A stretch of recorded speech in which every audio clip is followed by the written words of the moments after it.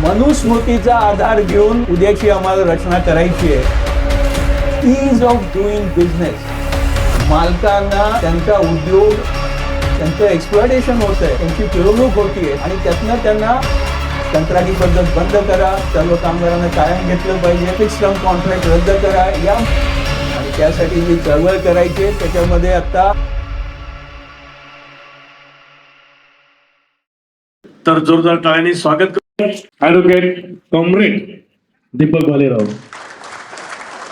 फार चांगल्या पद्धतीने ॲडव्होकेट मस्केंनी जे तुमच्या सगळ्या चळवळीशी इतक्या प्रदीर्घ काळ कायदेशीर कामकाजामध्ये गुंतलेले आहेत, अनेक निवाडे त्यांनी मिळवून दिले, या पार्श्वभूमीवरती तुम्हाला त्यांचं भाषण हे आपले प्रश्न आणि कायदा या दोन्ही दृष्टीने खूप अपिलिंग झाले असतील आणि हे खरं योग्यच आहे. मी थोडस आता जे तुमच्याशी बोलणार आहे, आता आपल्या आयोजकांनी एक चांगली गोष्ट केली की जी इतर ठिकाणी अभावाने दिसते, ती म्हणजे कामगार कायदे आणि या ज्या सगळ्या आता नवीन घटना घडतायत याच्याबद्दल आपल्या कमिटीची, आपल्या पदाधिकाऱ्यांची, आपल्या कारखाना लेवलच्या सगळ्या कमिटीची त्यांचं प्रशिक्षण व्हावं आणि त्यांचा जो काही सल्ला ते आपल्या इतर सभासदांना देतात तो सल्ला हा जास्त माहितीवर आधारित आणि एका पद्धतीने आत्ताची कायद्याची परिस्थिती, चळवळीची परिस्थिती, संघटनेची परिस्थिती या सगळ्याच्या पार्श्वभूमीवर असावा, असं जे तुमच्याकडनं अपेक्षित ते सभासद करतात त्याला हे सगळं बॅकअप जो मिळतोय तो अतिशय चांगली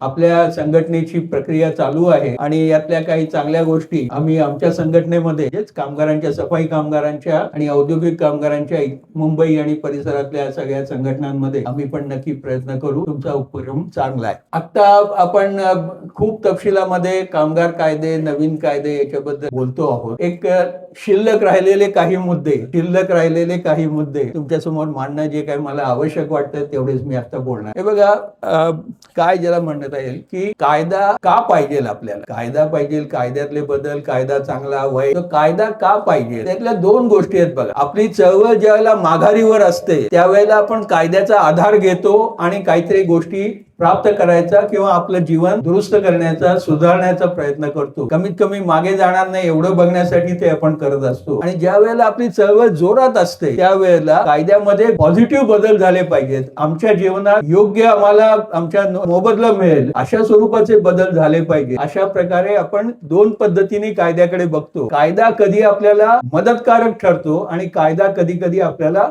अडथळ्याचाही ठरतो आणि त्यावेळेला चळवळ जर आपली जोरात असेल तर आपण त्या कायद्यात दुरुस्त्या पण करून घेऊ शकलो आहे, अशी आतापर्यंतच्या आपल्या कामगार चळवळीचा थोडक्यामध्ये सांगायचा तर इतिहास आहे. आता या पार्श्वभूमीवरती जे सारखं सांगितलं जात आहे की आत्ताचे जे कायदे आले, ॲडव्होकेट मस्केंनी आपल्या समोर खूप तपशिलात सांगितलं की कायदा कामगारांच्या बाबतीत होत असताना प्रत्येक कायद्याच्या सुरुवातीला या कायद्याचं उद्दिष्ट काय या पद्धतीने जे लिहिलेलं असतं ते आत्ताचा हा जो 4 लेबर कोड आलेले आहे, या 4 लेबर कोडच्या बाबतीमध्ये एक अतिशय स्पष्टपणे सरकारची, निवडून आलेल्या प्रतिनिधींची आणि सगळ्यांची भूमिका आहे. ती भूमिका ही आहे की अतिशय मोकळेपणाने चालवता यावा या उद्देशाने केलेले कायदे, असं आता जे काही कायदे झालेले त्याच्या मागची विचारधारा आहे. त्यामुळे हा जो एक मूलभूत फरक आहे, कामगारांनी त्यांच्या मागण्या करून त्यामध्ये सुधारणा करायचे जे प्रयत्न केले त्यावेळेला मालकांचा कामगारांवर दबाव आहे, त्यांचं एक्सप्लॉयटेशन होत आहे,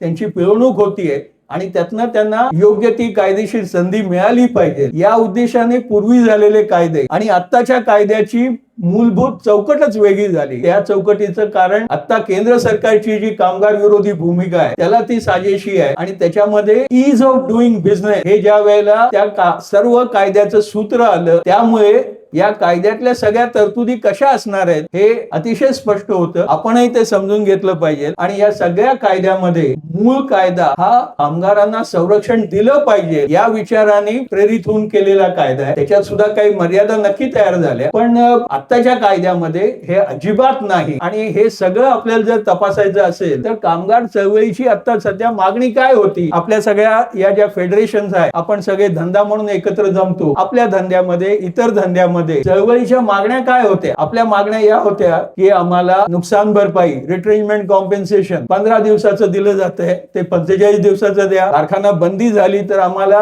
हिशोब वाढवून मिळाला पाहिजे, त्याला प्राधान्य मिळालं पाहिजे. बँकांच्या कर्जाच्या अगोदर आमचा क्लेम धरला पाहिजे लिगल ड्यूजचा. इथपासनं ते बोनसची मर्यादा 8.25%. 1965 सालचा कायदा आहे. 4%वरनं आपण 8.25%वरती क्रमात आलो. पण आता किमान 12% बोनस करा. सगळे कामगार काय मागण्या करत होते की आहे त्याच्यात दुरुस्ती करा, सुधारणा करा. आम्हाला तुम्ही हे पूर्वी ज्या वेळेला दिलं त्यावेळेचं तंत्रज्ञान आणि आजचं तंत्रज्ञान या सगळ्याच्या मध्ये जी जमीन आसमानाचा फरक झालेला आहे. आज सगळ्या तंत्रज्ञानाची प्रगती झालेली आहे, नफे वाढतायत. अशा परिस्थितीमध्ये तुम्ही आमचं जीवन सुधारण्यासाठी आम्हाला ज्या किमान गोष्टी पाहिजेत त्या तुम्ही दिल्या पाहिजे. कंत्राटी पद्धत बंद करा, सर्व कामगारांना कायम घेतलं पाहिजे, फिक्स टर्म कॉन्ट्रॅक्ट रद्द करा. या मागण्या घेऊन आपण रस्त्यावरती होतो. सर्व संघटनांनी सरकारला जे काही वेळोवेळी निवेदनं दिली, आपणही दिली असती, ती याच विषयावर दिली. आणि आजच्या कायद्यामध्ये यातल्या कुठल्या मुद्द्याबद्दल काही विचार झालेला आहे का? तर हे आपल्याला स्पष्टपणे दिसतं की कुठल्याही पद्धतीने आता किमान बोनस वाढला नाही. नुकसान भरपाईची रक्कम वेगळ्या पद्धतीने लिहिली गेलेली आहे, पण प्रत्यक्ष व्यवहारात कशी येते बघूया.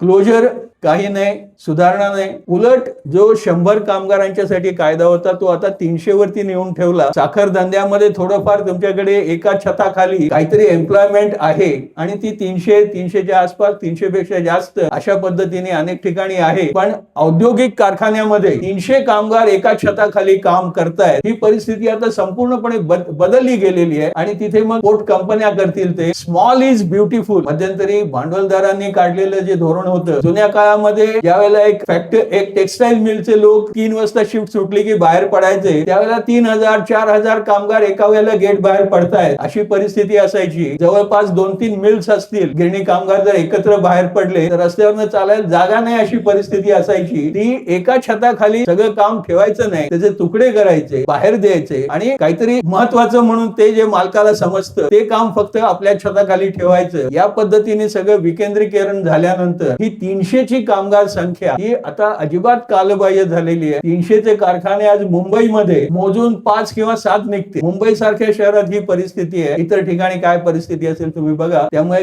कायद्यामध्ये आपल्याला संरक्षण मिळण्याच्या ऐवजी 299 पर्यंतचे कामगार हे मालकाच्या आता मर्जीवरती राहिलेले आहेत अशी परिस्थिती तयार होते. मी तुम्हाला जो मांडत होतो विषय तो असा होतो की कामगार कायदे करताना हा जो एक दृष्टिकोन आला, तो दृष्टिकोन आणखीन एका पद्धतीने आता हा जो कामगार कायदा झाला त्याच्या अगोदर केंद्र सरकारने श्रमसंहिता, आमचं केंद्र सरकारचं कामगारांच्या श्रमाबद्दल, श्रमशक्तीबद्दल काय धोरण राहणार आहे हे त्यांनी जाहीर केलं होतं. आणि त्या लेखी निवेदनामध्ये मनुस्मृतीचा आधार घेऊन उद्याची आम्हाला रचना करायची आहे असं स्पष्टपणे लिहिलेलं आहे. त्यामुळे मनुस्मृतीच्या आधारावरती उद्याची औद्योगिक कामगारांची, आपल्या कामगारांची पुढचं जीवन त्यांना जोडायचं आहे. म्हणजे एका पद्धतीने आपल्याला कुठल्या गुलामगिरीत ढकलायचं आहे हे त्यांच्या भूमिकेतनं अतिशय स्पष्ट होतं. आपण एक 2-4 उदाहरणं घेऊया आणि त्याच्यावरनं आताच्या कामगार कायद्यांचा अर्थ समजून घेऊया. पहिला मुद्दा असा आहे की रानडेंनी सांगितलं, सगळ्यांनी सांगितलं की सध्या आपल्या हातात मोबाईल आहे. मोबाईल वरती आणि सगळीकडे तुम्हाला सध्या गेले 4 महिने वाचायला मिळालं नवीन कामगार कायदे आले, त्याच्यात तुमचं कल्याण झालं. 50% पर्यंत काय पगार धरून तुम्हाला आता उद्या ग्रॅच्युटी मिळणार आहे. प्रॉव्हिडंट फंडासाठी तेवढा पगार धरणार आहोत. 1 वर्षाला तुम्हाला ग्रॅच्युटी मिळणार आहे आणि काय काय काय काय रोज छापून येतं. सारी गोष्ट आहे. ग्रॅच्युटी म्हणून आपण का हक्क म्हणून मिळवला, तो का म्हणून मिळवला? मला दर वर्षाला समजा 1 वर्षाची नोकरी केली, मला काढलं, मला ग्रॅच्युटी मिळाली. ती काय मी कुठे बँकेत नीट ठेवू शकणार आहे? कधी खर्च होऊन जाणार आहे? ग्रॅच्युटी ही माझ्या म्हातारपणची कमाई किंवा म्हातारपणच्या खर्चासाठी केलेली तरतूद आहे. म्हणून एक रकमी मला ग्रॅच्युटी ज्यावेळेला 20 वर्ष 25 वर्ष काम केल्यानंतर मिळते, ती रक्कम तुम्हाला दरवर्षी देऊन टाकायची. काय होणार आहे आपलं? प्रॉव्हिडंट फंडाबद्दल जाहिरात आता काय झाली, ऑनलाईन लगेच काढून टाका, तुम्ही कधीही पैसे काढू शकता. पैसे जमा करा यापेक्षा पैसे खर्च करून टाका. या पद्धतीने सगळं त्या कायद्याची रचना आपल्याला दिसते. आणि मग आपण थोडस तुलनात्मक बघूया. नवीन कायद्यामध्ये एखाद्या मालकाला ईज ऑफ डुईंग बिझनेस म्हणजे काय दिलं, तर तुम्ही सरकारच्या एका खिडकीतनं हात घाला, तिथे अर्ज द्या, मला एक कारखाना उघडायचा आहे, मला एवढ्या 10 परमिशन लागतील. सरकार एका खिडकीतनं तो अर्ज आतमध्ये घेईल आणि त्या एका खिडकीतनं तुम्हाला 50 परवानग्या ज्या लागतात त्या सगळ्या एकत्र करून तुम्हाला एका हाती परत मिळतील. म्हणजे तुम्हाला या डिपार्टमेंटला त्या डिपार्टमेंटला इकडे तिकडे जायलाच नको. आम्ही मालकांना एवढे सोय करून दिली. तर कामगार साधा प्रश्न विचारताय की मालकाला तुम्ही वन विंडो एक खिडकी योजना केली, कामगाराला रिटायरमेंटच्या वेळेला प्रॉव्हिडंट फंड त्या खिडकीत एका खिडकीतनं मिळणार आहे का? राहिलेला बोनस त्याच खिडकीतनं मिळणार आहे का? राहिलेला रजा पगार मला जर मिळाला नसेल तर एका खिडकीतनं मिळणार आहे का? तर प्रत्येक गोष्टीसाठी मला वेगळ्या पद्धतीने भांडावं लागणार आहे. तर आपल्या बाबतीमध्ये वन विंडो नाही. सरकारने मालकांना वन विंडोच्या नावाखाली सगळ्या सवलती एका खिडकीत दिलेल्या आहे. म्हणजे दृष्टिकोन कसा असला पाहिजे आणि काय आहे आणि आपल्या जीवनावर त्याचा काय परिणाम होतो या दृष्टीने तुम्ही त्याच्याकडे बघायला पाहिजे. एक आणखीन मुद्दा आपण लक्षात घेऊ. संप हा आपला सगळ्यात मोठा हक्क आहे, अधिकार आहे असं आपण म्हणतो. आपण काही उठसूट संप करत नाही, पण मालकाला ही नक्की धास्ती असते की जर मी काही गैर वागलो तर कामगार संघटना आणि कामगार माझं उत्पादन बंद पाडू शकतात आणि त्याचा माझ्या सगळ्या धंद्यावर परिणाम होईल हे मालकाला माहिती असते. आपण काही उठसूट संप करत नाही. पण आता येणाऱ्या काळामध्ये आपण संप करू शकू का? संप करू शकत नाही अशी परिस्थिती सरकारने आता आणलेली आहे. संपासाठी काय 60 दिवसाची नोटीस द्या. आजपासून 2 महिन्यांनी मी संपावर जाणार आहे. म्हणजे काय करा, 2 महिन्यात मालक सगळं माल काढून नेईल, काय गोडाऊन रिकामं करेल, अमुक करेल तमुक करेल, त्याची दुसरीकडे बाहेर उत्पादनाची दुसरी रचना करेल आणि 60व्या दिवसानंतर मी संप करणार आहे. पण तोपर्यंत कन्सिलिएशन सुरू झालं. कन्सिलिएशन असताना तुम्ही संप करू शकत नाही. नंतर प्रकरण कोर्टात गेलं, कोर्टात असताना संप होऊ शकत नाही. म्हणजे संपावरती पूर्ण बंदी. ती बंदी एवढंच नव्हे, उद्या समजा तुम्ही बेकायदेशीर संप केला तर त्याचा परिणाम म्हणून युनियनचं ट्रेड युनियन कायद्याखालचं नोंदणी सुद्धा रद्द करण्याची तरतूद त्यांनी करून ठेवली. पदाधिकाऱ्यांना शिक्षा आहे, पदाधिकाऱ्यांना दंड आहे आणि युनियनचं नोंदणीच रद्द होईल ही तरतूद केली आहे. मग आपण थोडा विचार करूया, मला काही लॉकआउट करतो की नाही? आपण संपावर जातो तसं मला काही लॉकआउट करतो का नाही? कधी ऐकलंय? बीआर ऍक्ट मध्ये तुम्ही कमी ऐकलंय, पण आम्ही मुंबईला खूप ऐकलं, औद्योगिक कामगारांच्यात कायम ऐकलं की लॉकआउट होतो. मग आम्ही मुद्दाम कायदा उलटा वाचायचा प्रयत्न केला. जर युनियनला संप केला तर एवढं सगळ्या शिक्षा तुम्ही लावल्या, तर मालकाने लॉकआउट केला आणि तो बेकायदेशीर ठरला तर मालकाच्या कंपनीचं कंपनी कायद्याखालचं नोंदणी प्रमाणपत्र रद्द होणार आहे का? तर मोदी कायदा याबद्दल स्पष्ट आहे, असं काही होणार नाही, मालकाला दंड होईल. आपला हा जो नवीन कायदा आहे त्याच्यामध्ये तुम्ही बॉम्बे इंडस्ट्रियल रिलेशन्स ऍक्ट किंवा आता महाराष्ट्र इंडस्ट्रियल रिलेशन्स ऍक्ट मध्ये तुम्ही आहात. पण याच्यामध्ये रिलेशन्स ही जी कन्सेप्ट आहे ती कन्सेप्ट औद्योगिक कामगारांच्या बाबतीमध्ये या पद्धतीची कालपर्यंत नव्हती. काय होतं? Industrial dispute act. मालक आणि कामगार यांचे संबंध संघर्षाचे आहेत आणि त्या संघर्षामध्ये कामगारांना संरक्षण मिळालं पाहिजे अशा पद्धतीने जो तयार झालेला कायदा होता तो आता इंडस्ट्रियल रिलेशन कोड, औद्योगिक संबंध कायदा या पद्धतीने त्यांनी केलेला आहे. तर ह्याच्यामध्ये रिलेशन आणि डिस्प्यूट, तंटा, तर हे संपूर्ण कायदा जर तुम्ही वाचला तर त्यामध्ये दिसतं. एक साधी गोष्ट लक्षात घ्या, काय आपण कायदा कुठलाही टेस्ट करतो म्हणजे काय करतो? या कायद्याची अंमलबजावणी करायची काय यंत्रणा आहे याच्यावरती आपण म्हणतो की हा कायदा कागदावर नाही व्यवहारात येईल. मालकांच्या बाबतीमध्ये तो कसा येतो मी तुम्हाला उदाहरण सांगितलं. कामगारांच्या बाबतीमध्ये तो कसा येणार आहे जरा नीट समजून घेऊया. हा जो कायदा आहे त्याच्यामध्ये आपण आता जे बोललो की लॉकआउट बद्दलची रचना, तर तशीच आता संपूर्ण जर पाहिलं तर कन्सिलिएशन ऑफिसर म्हणून कालपर्यंत जो काही अधिकारी होता त्याला आता काम दिलंय फॅसिलिटेटर. तुमचा प्रश्न सोडवण्यासाठी तुम्हाला मदतकारक होणारा अधिकारी अशा पद्धती. तर मदतकारक कोण कोणाला होणार आणि मदतकारक प्रत्यक्ष होणार का हे खरे प्रश्न तयार होतात. आणि पुढे जाऊन सगळे जे प्रश्न आहेत ते असे की या कायद्याखाली मालकांना जी काही शिक्षा आम्ही 1 लाख रुपये दंड केलाय, 50,000 पर्यंत दंड वाढवला, पूर्वी काय 100 रुपये दंड होता, खूप जाहिरात केली गेली, पण कायद्यात तरतूद अशी केली आहे की मालकाला पहिला गुन्हा माफ आहे आणि तो पैसे भरून तो मिटवू शकतो. बॉयलरचा स्फोट झाला, 4 माणसं मेली, मालकाने लिहून दिलंय सेल्फ सर्टिफिकेशन, मी सगळी काळजी घेतो, त्याला आता पुढे काय होणार? तर त्याच्यामध्ये कुठल्याही प्रकारची शिक्षा पहिल्या दंडासाठी माफ आहे. तुम्हाला आर्थिक दंड लावून प्रश्न मिटेल. आज काय झालं? बॉयलर फुटला, पहिला गुन्हा झाला माझा, पहिलाच आहे, माफी मिळाली, पैसे दिले, प्रश्न मिटला. उद्या काय झालं? उद्या बिल्डिंगचं छत खाली पडलं, 2 कामगार आपले वारले, तर हे काय त्या प्रकारचा पहिल्यासारखा गुन्हा नाहीये, हा वेगळा गुन्हा आहे. वेगळ्या गुन्ह्यासाठी पहिला गुन्हा माफ. या पद्धतीने संपूर्ण या कायद्याची रचना त्यांनी केलेली आहे आणि म्हणून आपलं असं म्हणणं आहे की या कायद्यामध्ये अंमलबजावणीची यंत्रणा नाही, आपल्या बाबतीतल्या अधिकारांची अंमलबजावणी होण्याची. आणि आता आणखीन एक त्यांनी काढलंय की कोर्टामध्ये 2 जज बसणार. तुमची केस चाललेली आहे, अनेक लोकांच्या कोर्टाच्या केसेसमध्ये तुमचे अनुभव आहेत. आता 1 जज बसणार नाही, आता किती 2 जज बसणार. आपण बघतो 1 जज रजेमुळे नसल्यामुळे तारखा किती वेळा पडतात. आता 2 जज बसणार आहेत, ते 2 जज एकत्रित केस ऐकणार आहेत. लेबर कोर्ट ही संकल्पना रद्द होतीये आणि फक्त आता ट्रायब्युनल चालू राहणार आहे. ट्रायब्युनल कडे हे प्रकरण जातील आणि ही जी सगळी प्रकरणं चालतील ती 2 जज समोर चालतील. त्या 2 जज मध्ये एकमत झालं नाही तर काय होणार आहे, अडचण आहे. त्यामुळे कोर्टात जाणं याच्याही बाबतीमध्ये तयार होणारे प्रश्न आमचे जे सहकारी रोज कोर्टात जातात ते जास्त चांगले सांगतील. आणि या पद्धतीचे प्रश्न यांनी सांगितला तो मुद्दा तितकाच महत्वाचा आहे. आता किती आपण तपशिलात बोलणार, हा विषय नीट समजून घ्या की एक आहे ऍडव्होकेट म्हणून त्याला कायद्याचं ज्ञान असलेला आणि जज म्हणून नेमणूक होण्याच्या पात्रतेचं, आणि दुसरा आहे ऍडमिनिस्ट्रेटिव्ह जज. आता याच्यामध्ये काय तो त्या पद्धतीचा शिक्षित नाही आणि तो कोण असू शकतो याच्याबद्दल आता नवीन सरकारची जी काही रचना आहे आपण बघतो. कॉलेजेसमध्ये सगळीकडे आता RSS चे लोक बसून ज्या पद्धतीने सगळीकडे ताबा घेतला गेलाय, तर त्या पद्धतीने आता ज्युडिशरी मध्ये सुद्धा मोठ्या प्रमाणात हे सगळे बदल होणार आहेत आणि त्यामुळे आपल्याला नक्की त्याचा विचार करायला पाहिजे. खूप जाहिरात केली गेली की आम्ही कुणाकुणाला या कायद्यात धरलं, सगळे कामगारांच्यासाठी कायदा केला. पण एक लक्षात घ्या की कायद्यातनं वगळलं कुणाला हे तुम्ही समजून घ्या. कायद्यातनं कुणाला वगळलं, आपण कायदा कुणाला लागतो. अडाणी अंबानी कधीतरी कुठली केस फाईल केलं तर तुम्ही ऐकलंय अडाणीने किंवा अंबानीने कुठल्या तरी कोणावर तरी केस दाखल केली? काय गरजच नाही. कोर्टात कोण जातो? जो दुबळा आहे, जो असमर्थ आहे, जो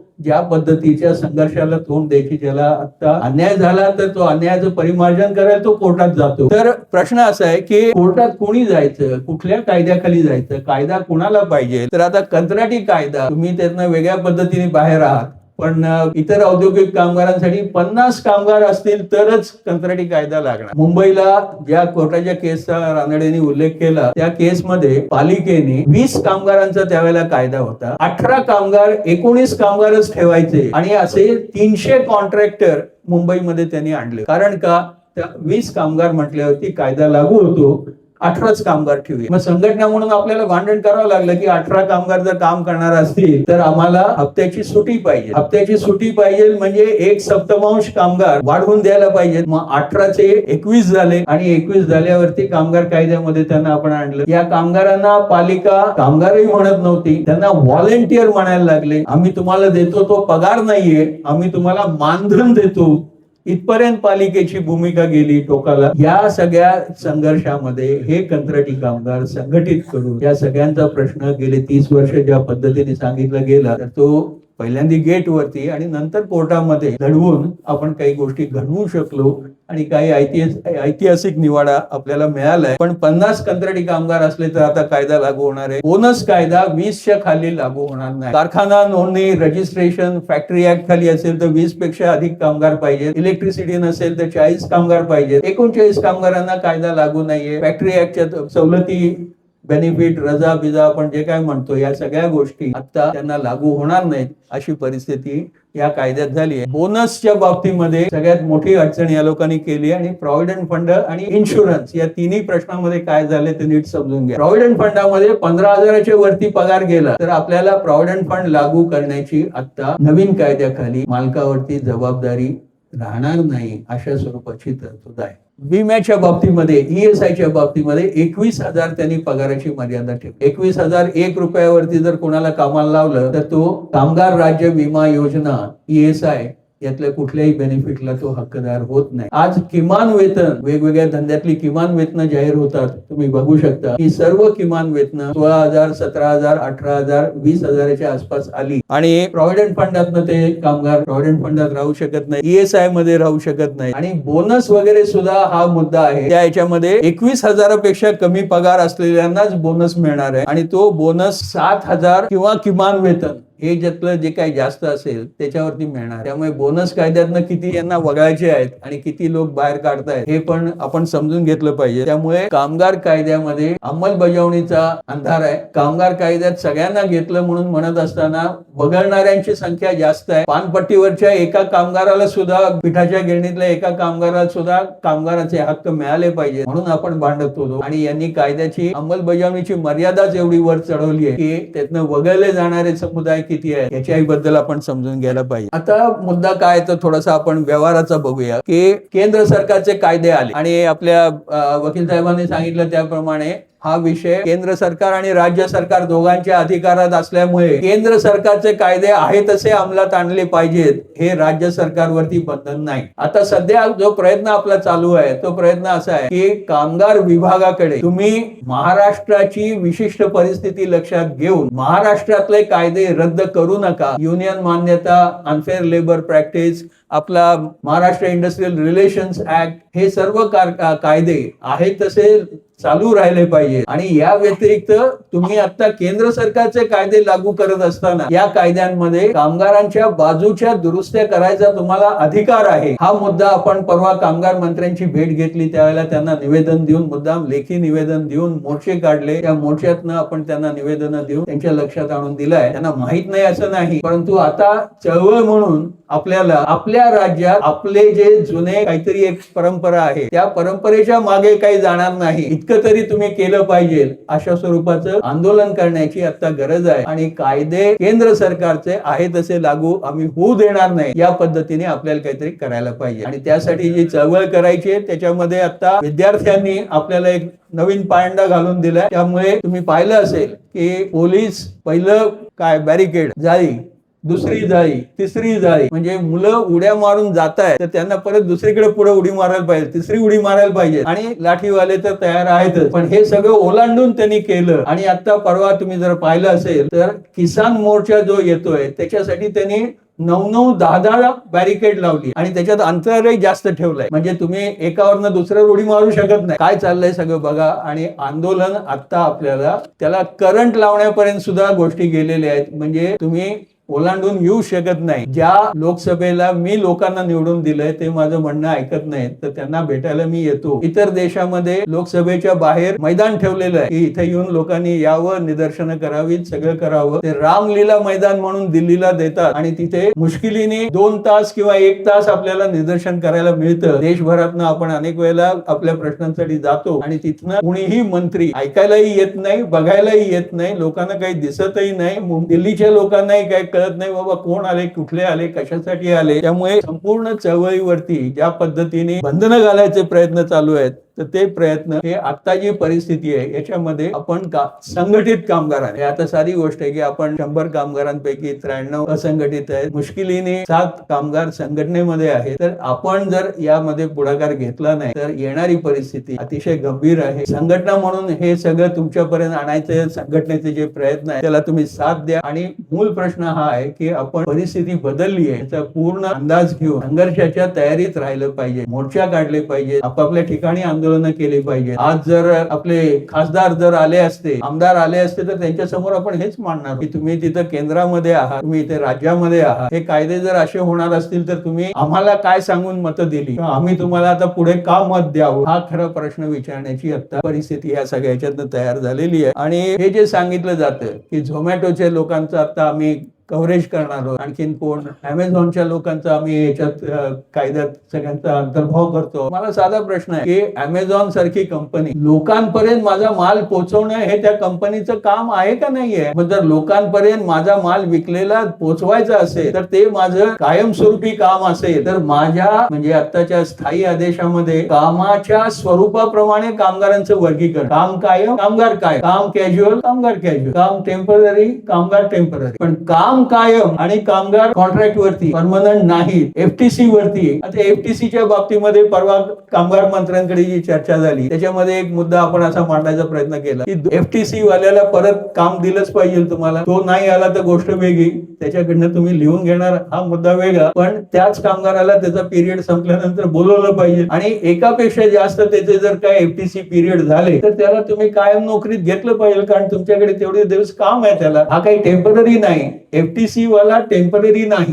टेम्पररी काम असेल तर टेम्पररी कामगार झाला, मग तो एफटीसी वाला कसा टेम्पररी किंवा तुम्ही नॉन परमनंट म्हणता. तर महाराष्ट्राने कायदे करत असताना हे एफटीसी वगैरे जर तुम्हाला लागू करायचंय तर तुम्हाला हे करायची शक्यता आहे, करायला तुमचे अधिकार आहेत. तुम्ही तुमचा अधिकार वापरणार का? तुमचं पेन असं लिहायला चालणार का? हा सवाल घेऊन आता आपल्याला आंदोलनात उतरायची गरज आहे, अशी आता आपल्या अंगावर परिस्थिती येते. आणखीन एक दोन मुद्दे फक्त मी सांगतो की आज सकाळी या इथे एक चांगली चर्चा झाली आणि ती तुमच्या संघटनेची खरं मला कमाई वाटते. तो मुद्दा असा की मॅनेजमेंटचे लोक जे आता मॅनेजिंग पोझिशन वरती आहेत ते पण इथे येऊन बसतात, त्याबरोबर काहीतरी त्यांच्या अडचणी विषय मांडतात, तुम्ही तुमचे प्रश्न त्यांच्या समोर मांडता आणि हे सगळं घेऊन सरकारकडे जाऊया असं तुम्ही जे काय चर्चा करताय, उद्या ठराव कराल, तर त्याच्याबद्दल आतापर्यंत कामगार कायदे जे झाले ते अशा प्रकारे त्रिपक्ष आपापसात चर्चा होऊन झाले. ग्रॅच्युटीचा कायदा कामगारांनी मागणी केली, पण तो कायदा व्हायच्या अगोदर आपल्याकडे कायमपणे एक काय कुठली संस्था ILC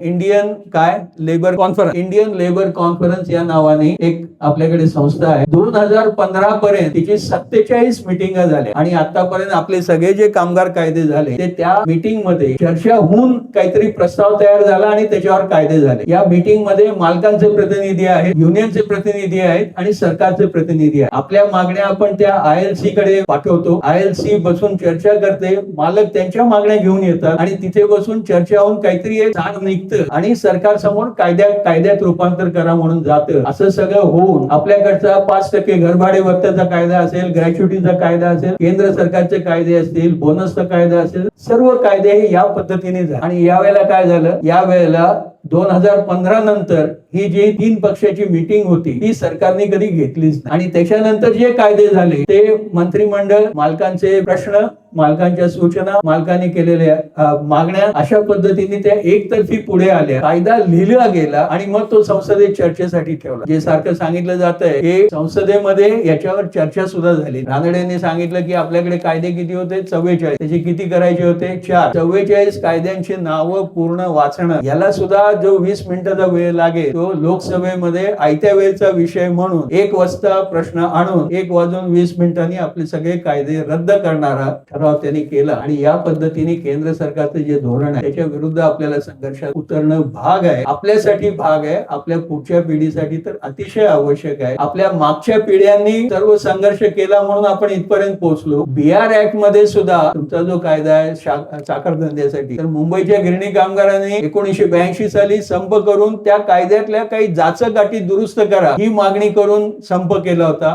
बेमुदत संप केला होता. क्रमामध्ये तो संप त्या परिस्थितीत मागणी म्हणून मंजूर होऊ शकला नाही, पण कामगारांची उसावी होती. या पद्धतीने आता इंडस्ट्री वाईज आपल्याला आपले प्रश्न मांडायला पाहिजे आणि व्यापक एकजूट करू. आज तुम्ही एकेका कारखान्यातले लोक संघटना म्हणून इथं महाराष्ट्रातले जवळजवळ 12, 14, 15 जिल्ह्यांच्यातले आपले सभासद आणि प्रतिनिधी आलेला आहात. साखर धंदा म्हणून तुम्ही आहात, इतर धंद्यातले लोक आहात आणि आपण कामगारांची एकजूट, सगळ्या धंद्यातल्या कामगारांची एकजूट आणि आपल्या सर्व कामगारांची एक शिखर संघटना, या पद्धतीने काही जर आपण पुढे गेलो तरच येणाऱ्या परिस्थितीमध्ये आपण आपलं आहे ते टिकवू शकू आणि पुढे जाऊ शकू. आज 3 भाषणांना तुमच्या समोर हे अनेक विषय आले. पाहिजे तर या संबंधातलं एक छोटं टिपण मी आपल्या संघटनेकडे देईन, त्यांना योग्य वाटलं तर ते सभासदांमध्ये सर्क्युलेट करू शकतात आणि या सगळ्याचा आपण समज वाढवूया आणि पुढच्या संघर्षाच्या तयारीला जाऊया. धन्यवाद.